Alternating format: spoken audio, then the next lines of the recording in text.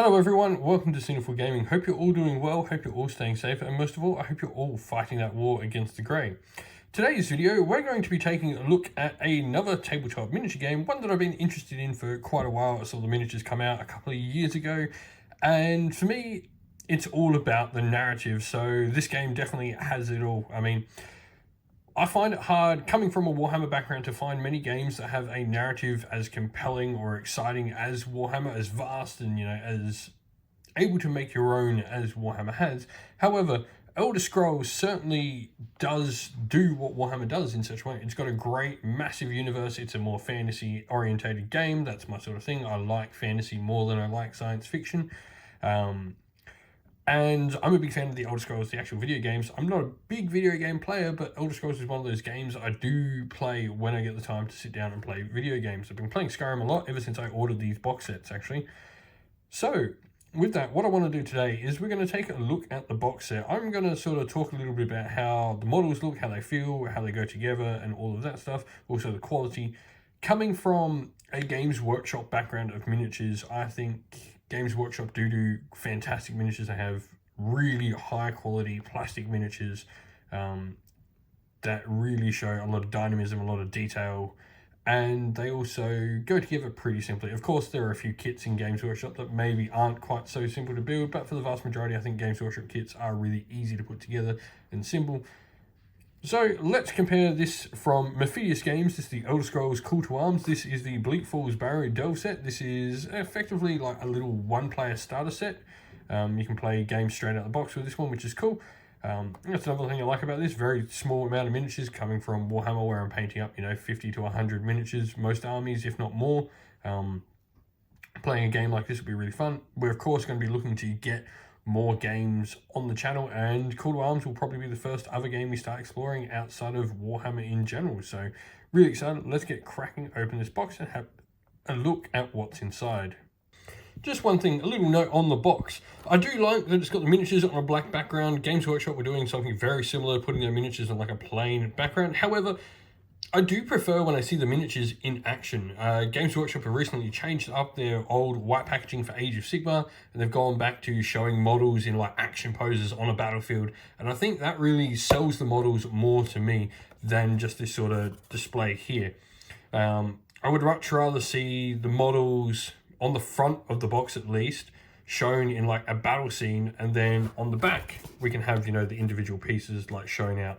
But I think the game sells much better if you have on the front of the box the sort of battle scene, the models in action in game. Looks much better. And so here we have the models inside the box. Straight away, the first thing I note, this does feel like, I guess, a little bit more brittle than the Games Workshop plastic, but it does feel really high quality.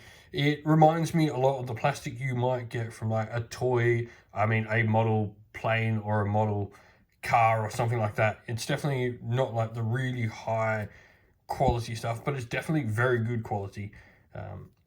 But the models, the detail looks really great. You can see here one of the Draugr looks really cool. You got like nice detail on the back of the body here. On the armor here, you've got all the little ridges on the leather armor to show the studding.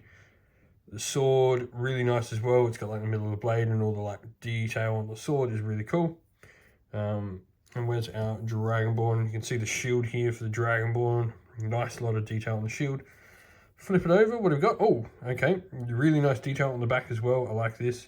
The parts seem to be really well thought out. So we're going to try building one of these particular models. So we'll try at least the skeleton of Draugr and the Dragonborn, and we'll see how they all go together. Good thing to note, all the miniature pieces are denoted both on this instruction manual, and they're also properly labelled on the actual sprue as well. You can see there like K11 and K8 and all that sort of stuff. Really good. Like, this makes building miniatures so much easier. Really good stuff here to make sure we've got like nice little pieces. Doesn't have a step-by-step guide. I don't know how that's going to go, so we'll try putting this miniature together. We'll clip everything out. We'll try putting it together and see if it does need a step-by-step guide, or if it's just fine with this one piece here. One thing really nice noticing when we've got this as well is that the entire Dragonborn miniature I've just clipped out is really well placed on the sprue. It's all nice and neat together. This makes it really easy to find the piece instead of having to look over the whole sprue for a piece here, piece there, piece there. We're not crammed all these different pieces in different parts, and it takes forever, and sometimes it gets frustrating with some other miniatures as well, especially Games Workshop at the moment. I put together some that can get a bit frustrating, but having all the miniature pieces lined up nicely, put on the one part of the sprue, really nice, especially for like a mixed box like this. Alrighty, so we've clipped out all the bits of the miniature here. We've got our Dragonborn all set up now.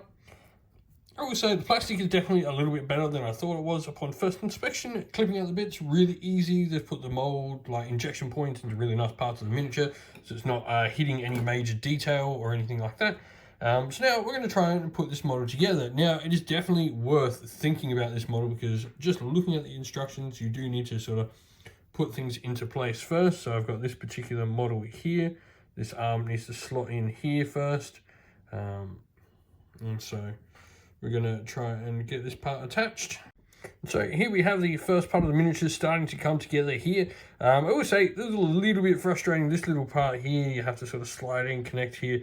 The joints in the miniature could be like a little deeper to have the holes and the like divots in which you have to put the arms into. Could be a little bit deeper just to sort of hold the pieces in a little bit nicer.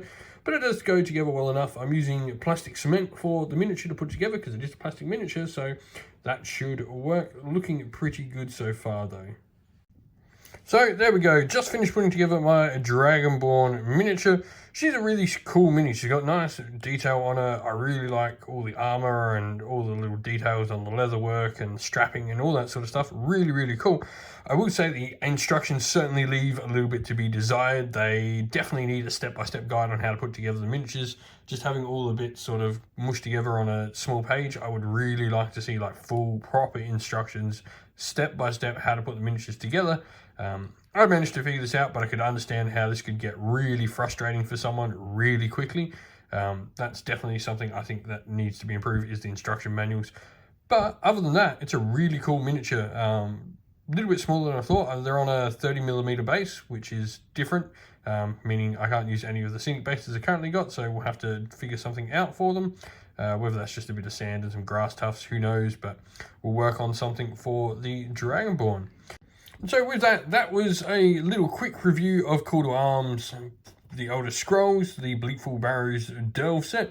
Dragonborn miniature, I'm going to finish putting the rest together off camera, and we'll show you an army shot at some point on the channel.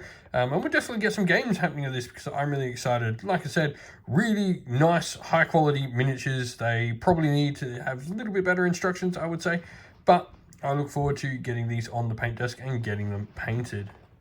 Well, thank you all for watching the video. We hope you enjoyed it. If you did, please don't forget to leave a like and subscribe to the channel if you have not already. Also, while you're at it, why not come chat more with us on Discord? We've got a link in the description of the video below to our Discord server. You can come chat with me and other members of our fine little community here at Cinderful Gaming. Lastly, we'd like to give a shout out to everyone who helps support the channel in various different ways. First of all, to our Patreon members, Christian Weir, James Soren, Chaos Spawn, AJC, Kenny Lowe, Outer and Shot First, James Crowder, Andrew Bowen, Nathan Fee, Tim Newman, The Rising Ape, Cure Dynamic, Agu, Anthony B, MJ, and Dyna226. Thank you to, as well, our YouTube members, Green Roots Gaming, Fire Titan, Steve T, The Real Zeot, Chris Wallace, Turriot12, Vinny, and Loch Lorick. And a special thanks to our artist who does all the channel art for us, Lady Witchfox Art, thank you very much. And to our Discord moderator, Xmorphic, you do a fantastic job on Discord for us as well.